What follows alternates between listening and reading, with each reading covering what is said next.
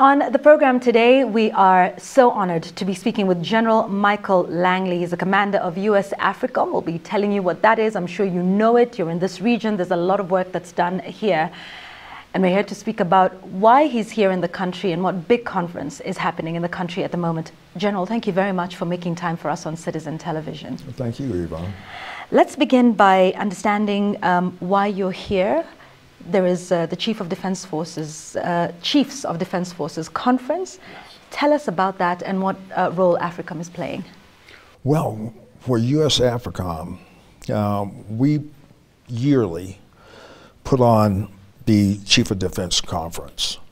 You know, when I first took command back in 2022, we had a conference in Rome. And I said, you know what?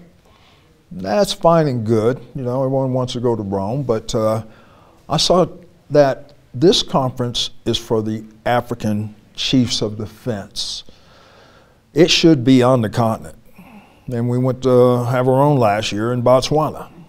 And it really opened things up to address issues, military issues, security issues, shared objectives of how to achieve security and stability across the continent. So that was a purpose. And now we're here in Kenya. And as I had discussions with the Chad, General Kariri, he says, yes, I would love to host this conference. So it's an ownership by the Chiefs of Defense across Africa. And here we are.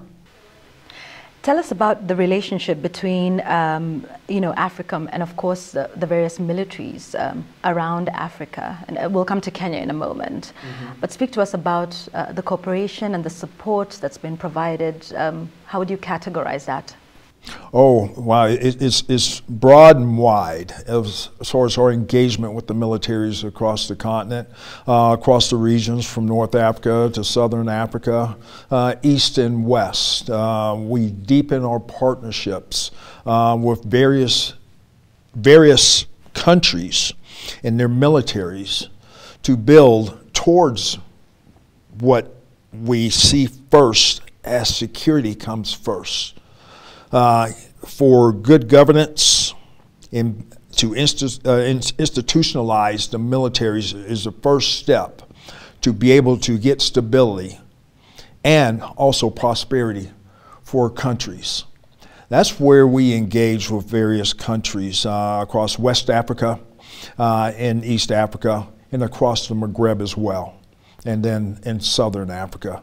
We've been building on these relationships for years, since 2007, 2008, engaging with various African countries that have shared objectives, shared values in our approach to the threats, but also to explore the opportunities. Okay. What's the shared objective with Kenya? We know we recently got major non-NATO ally status. How do you see that from a military and security perspective? Well, the KDF, the Kenyan Defense Forces, have a reputation here in East Africa as a leader and security exporter. They are an anchor country, the KDF, in being able to, whether it was a few iterations ago of the Somalia mission, and then of late, ATMIS forces, and now awesome. Every one of those iterations, Kenya was there. I meet with President Hassan Sheikh Mohammed on numerous occasions, and he speaks very highly of the brothers and sisters in arms on his border in Kenya and their leadership, and how his Somali National Army depend on them to be able to be the leaders of institutionalizing and professionalizing the forces. Kenya does that so well. What do you see then, now that we're talking about Somalia, let's speak about that for a moment. Now, you know, it was ATMIS, there's been the drawdown from that. Yes. How would you assess the capacity of the army and the military there towards upholding security? Because, like you say, that's something that's shared between yes. Kenya and Somalia. It ebbs and flows, especially during major transitions. And, you know, point be known, I know that there was, at the first of the year, just a number of political type things, and I don't really get into that, that would affect overall security and the ability for the Somali National Army to perform, because there were some unknowns. And so whether it was between Somalia or the federal member states or the Somali national government and outwardly to other countries, there was things that they had to work out. That had effect on operations. I'm thinking they're getting past that, but the most pressing piece that stressed their continuation of operations was a transition from ATMIS to AWESOM at the first of the year. And anytime there's change, there is an ability for the adversaries to exploit that gap or seam in time and push their operations, trying to be able to get a foothold and take the fight to the Somali National Army. That's what we're seeing now. But this is a very resilient force, force generation. A number of partners are helping to be able to recreate what they've achieved in the last couple of years across central Somalia and even into the south. Why do you think the threat remains so persistent decades on? There's been quite a bit of work that's been done in Somalia. AFRICOM has played a very central role. Why do you think the threat of terror remains persistent, and what is the end game? What does that look like? Well, part of it is Al-Shabaab, long-standing terrorist organization, sponsored by Al-Qaeda. They want to be able to use their operations, their information operations, become that shadow governance, illicit activities, nefarious activities, preying upon the people across Somalia, the marginalized clans, with false narratives and saying that they're here and they can provide better than the government. So they've been doing that for a number of years. They've been doing a number of, within their own funding type, you know, really pressing some of the clans for resources. Actually just capturing resources, taxes, illegal taxation on these members, and saying that they are going to be the provider when they're actually not. So the federal government of Somalia has been very active at trying to downplay that and doing assurance actions, getting out in the community. So through their liberation phases and stability operations, they bring their whole of government in providing services, education, to connect with the outer regions across Haran, Galmudug, and other regions across Somalia. I want us to focus now, because you know, there's a lot happening in the region, and a lot of that affects the peace and security and stability of Kenya being yes. central in the region. I'd like us to focus now for a moment on Sudan. Yes. You know, the crisis there now in its second year. Two sides in this conflict, one indicted for crimes against humanity in Darfur, the other is facing legitimacy questions due to a coup. In this divide, General Langley, does AFRICOM have a side? Well, that's a policy question. Right now, we want peace, because point being known, these atrocities and this civil war since 15 April 2023, and the displaced population from the Darfur region into other countries, it's a travesty. The casualties there are equivalent to any other place on the globe. And that story needs to be told. Burhan and Hemedi going at it, two warlords that actually was a coup within itself. It was supposed to be civilian governance. It was supposed to be elections.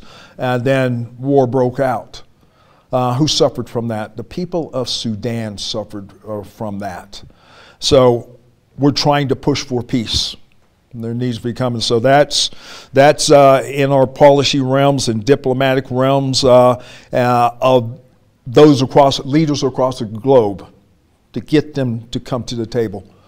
There was atrocities on both sides. And what role is Africa playing, if any, even behind the scenes? This is strict. This is at the higher level. Okay. As far as the diplomatic piece, we don't have a military role there. Do you see the Sudan conflict as posing a great security threat in the Horn of Africa? Or how would you assess, that situation? It could emanate. Yeah. It can emanate. Just the instability there, and could affect more migration, whether that migration goes east, west, or even north, of displaced populations. Has reverberating effects across other communities that stokes conflict. We see that even down south when you look at the DRC and the M23 and displacing, as they marched upon Goma, displaced populations. It affects people's lives and stability. And when populations move, it disrupts where their in location is, because there's not the capacity to provide for them. So we look at those reverberating type effects, cascading effects, if you will, and it happens and it has a threat of happening across the region. For example, populations coming out of the Darfur region and going into Chad is disrupted. They may not have the necessary type services to be able to accommodate those populations. So you say you're not present on the ground, but is Africa monitoring the flow of arms, external influence in this conflict, including the latest reported use of chemical weapons by the RSF? Well, you know that the U.S. is considering sanctions. So yes, that's at the higher levels. Those policies, those decisions are the White House, but at AFRICOM, we need to be able to do indications and warnings of that. Are you concerned? And watch what's going on. Say again? Are you seeing anything that concerns Well, you? we report that to our government. Okay. We report that for our government. So it's public now that we are investigating the use of those chemicals. So that's where our U.S. government takes over. The number of communities across the leadership, the UN, they look into these things, and they do extensive measures to be able to investigate it. Okay. I want us to talk a little bit broadly now, because we've focused on the crisis in Sudan, yeah. The war on terror, across the border in Somalia.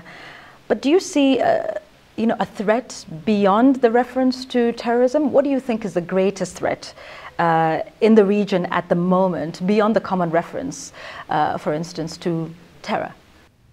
Well, I would just say just a number of layered threats that I see across the Sahel that emanates downward and could even rise up and back into the Maghreb. When conditions are met, it could exacerbate more instability across the population. That's why I always said that when we look for a solution set, and we're going to be able to table this issue again at this Chad conference, what is the enduring solution for terrorism? As we learned a lot of lessons, what came out of the Levant, out of the Middle East, in Syria and Iraq, and it emanated downward. Because it's important that I put this statistic out there. In 2007, the global percentage of terrorism on the African continent was 2%. 2024, it's like 43%. It migrated down. That ideology migrated down, and some fighters did come through the Maghreb. Just a number of things, the Arab Spring, and the Libya downfall, but that narrative came down into the Sahel. So we're finding out that this jihad and this Islamic extremism kind of resonates with some of the populations and the marginalized populations across the Sahel, and it took hold and it turned very toxic. It turned to an atrocity, whereas these armed gangs took on a caliphate, a desire for a caliphate, which really stoked terrorism. So how do these countries meet this? There's a number of ways. None are modeling a simulation. This is not just kinetics. It's not just being able to have offensive operations to clear. It's a whole of government approach by these African countries, building in education systems, building in the true sense of religion in these populations, and providing services so these military-aged males are not indoctrinated into terrorist activities. Yeah. Is that a change of approach, I think, with AFRICOM? Because we've heard of a move towards, perhaps from the whole government approach that you speak to what I've heard termed as burden sharing. Is there a change? Yes, it is moving to burden sharing. Explain to us what that means. So we did whole of government approach, and then we know that change of administrations went and they said, okay, let's look at what we've been doing and let's select out what has been working, and let's get laser focus on being able to be straight with our partners that have been building capacity and shifting and sharing of a burden. So a number of our partners have that capacity with other allies that collectively can still build that model. Number of examples in West Africa that are in the process of rebuilding this. But the model is effective when you take into account of the whole community that's been affected by terrorism. So it's them taking that up for themselves. What does that look like, perhaps more specifically? Because we'll see. Yeah.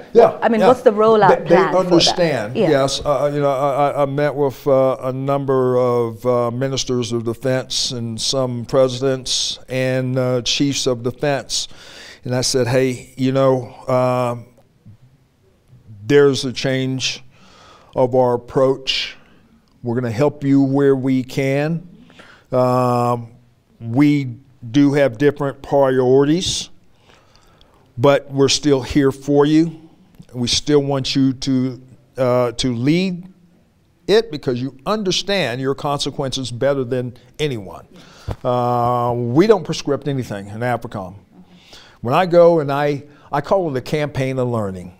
And people thought, yeah, he's doing a campaign of learning in his first year of AFRICOM. No, I've been doing a campaign of learning throughout. When I sit down with MODs, chiefs of defense or presidents, I learn from them.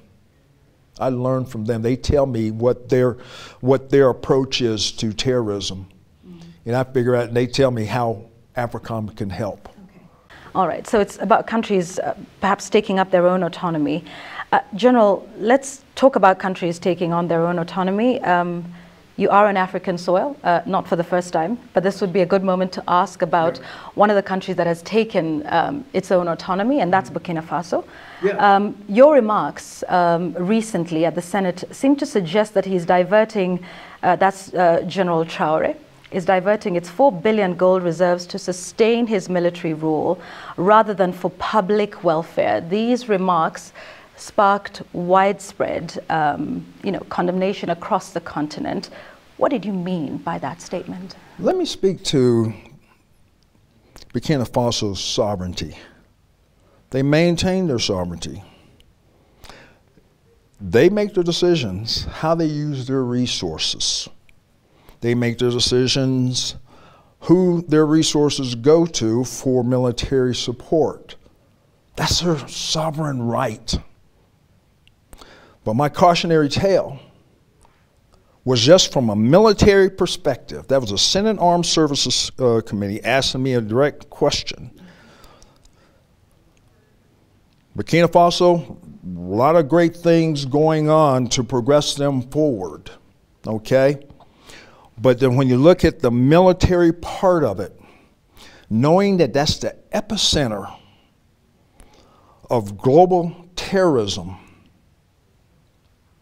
it was my time to illuminate that this is probably their weakest point, and there needs to be sufficient resources going towards for the whole fight of terrorism in that country, period.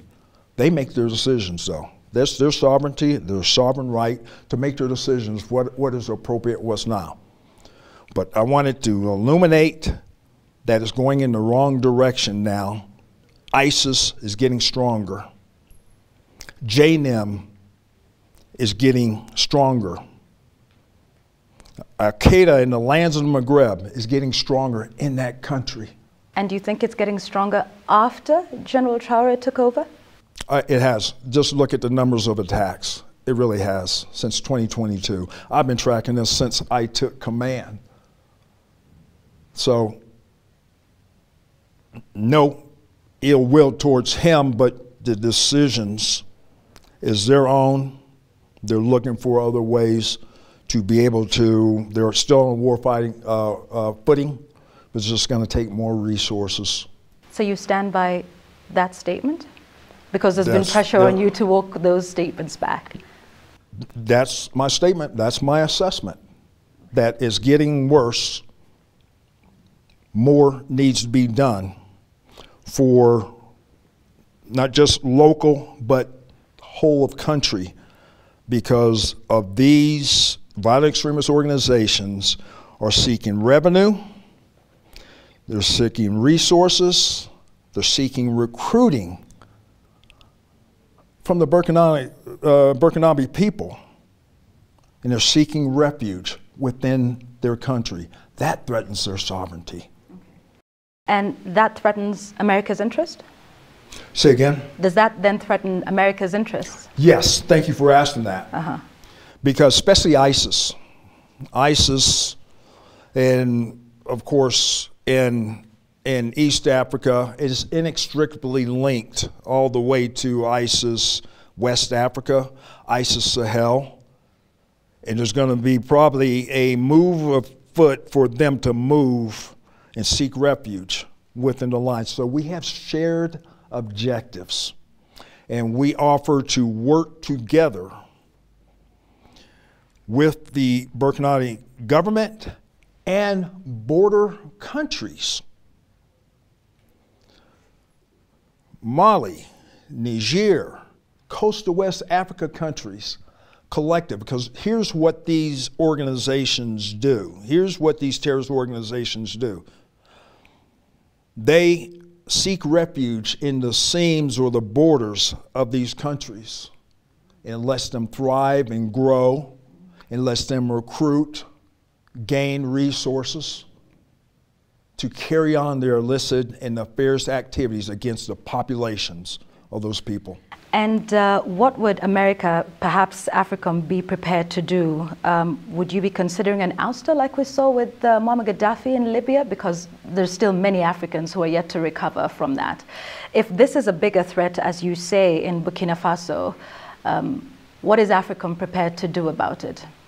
We do indications and warnings. There's a number of activities that we do, and we'll just go ahead and mention building institutional capacity. There's not going to be U.S. boots on the ground. Very, very small for exchange of ideas and training, exercises. Over time, that builds institutional capacity and capability in these armies. There, AFRICOM, we are working towards a burden sharing and a burden shift for their independent operations. That's our goal. We have the shared objectives because these same terrorist groups can threaten our homeland. So we're in concert. I was just in African Lion over in Morocco. A number of countries working together to be able to Is Burkina Faso invited here today for this conference? Yes. Yes. They were invited to African Lion in Morocco. Yeah. Yes. Yeah. Like I said, we're moving forward. Okay. We're moving forward because we have that shared goal of defeating terrorism. All right. Speaking of that, because the reaction out of the statements that you made about Burkina Faso were several African leaders feeling you are speaking on sovereignty issues that America shouldn't be. And as a result, there are those who see the role of Africa as less of a partner in, the war against, shared threats, as you mentioned, and more of a protector of Western or American economic interests that allows access to Africa's vast mineral resources, and as more of a paternalistic relationship than one of respect amongst peers. What would you respond to that? I respond that there's others on the globe that do that. There's others on the globe that do that. I'm not even bring it up. We should have even already know, okay? But I'm going to even bring that up. Okay. We respect the sovereignty. We respect their decisions. We respect their decisions of who they choose as a security partner. And then we measure the common denominator that's keeping these countries across the Sahel from progressing forward. In 2050, the largest workforce on the globe is going to come out of the continent of Africa. The youth need hope. They need peace and stability so they can hit their potentials. That's a long-range goal of AFRICOM as we look to help these countries set those conditions for stability and security so prosperity can be presented to all the populations and the youth. Pan-Africanism is real and it's strong, and there's an opportunity to come up on the global stage, and this continent can do it. That's what we really envision. So you're not concerned about China and Russia expanding their military and economic influence across the continent? We are concerned about it, yes. What about it concerns you? Well, their influence.